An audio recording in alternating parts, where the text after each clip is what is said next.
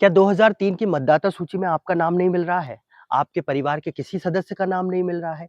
या फिर आपको याद ही नहीं है कि 2003 में आप कहाँ रहते थे? कौन से शहर में रहते थे? किस मतदान केंद्र में वोट डालते थे? तो घबराने की कोई बात नहीं, आपको कुछ दस्तावेज़ तैयार रखने होंगे। आपका नाम किसी भी मतदाता सूची से कोई ताकत नहीं काट सकती। नमस्कार, मैं हूँ आशीष यादव और आज इस वीडियो के माध्यम से मैं आपको बताऊँगा कि 2003 की सूची में अगर आपका नाम या परिवार का नाम नहीं है, तो आपको क्या करना है।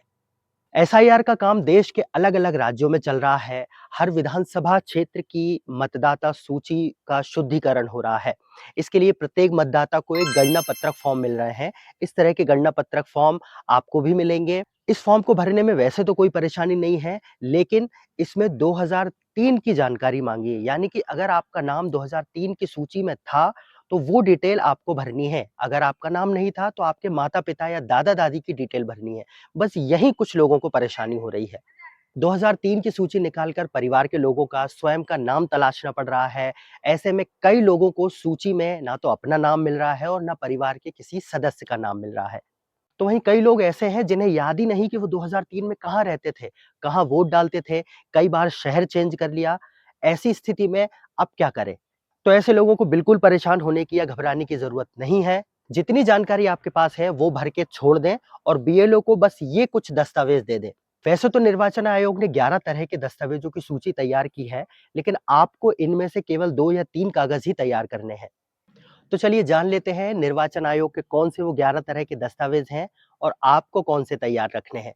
पहला, यदि आप कोई सरकारी कर्मचारी हैं और पेंशन पा रहे हैं, तो पेंशन का प्रमाण पत्र या इसका कोई पहचान पत्र नंबर हो, तो वो आप दे सकते हैं।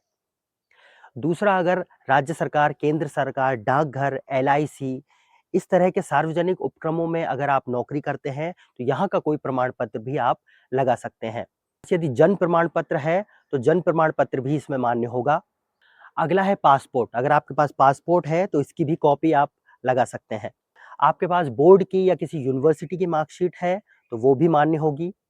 आपके पास स्थायी प्रमाण पत्र है, यानी कि स्थायी निवास मूल निवासी प्रमाण पत्र है, वो भी आप लगा सकते हैं। इसके अलावा वन अधिकार प्रमाण पत्र, अगर आप ओबीसी, एससी, एसटी से हैं, तो जाति प्रमाण पत्र भी लगा सकते हैं। सरकार द्वारा आपको ज़मीन का पट्टा दिया है या आवास का प्रमाण पत्र दिया है, अगर आपके राज्य में एनआरसी हुई है, तो उसकी भी जानकारी आप दे सकते हैं।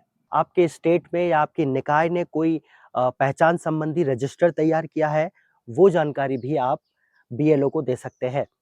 इसके अलावा 12वें नंबर पर आधार कार्ड को भी रखा है। अगर इन दस्तावेज़ों में से भी आपके पास कुछ नहीं है, तो आधार कार्ड भी आप दे सकते हैं। लेकिन आधार कार्ड के साथ आपको कोई न कोई ऐसा प्रमाण पत्र देना होगा, जिससे ये साबित हो सके कि आप बचपन से इसी देश में रहे हैं या इसी देश के नागरिक हैं।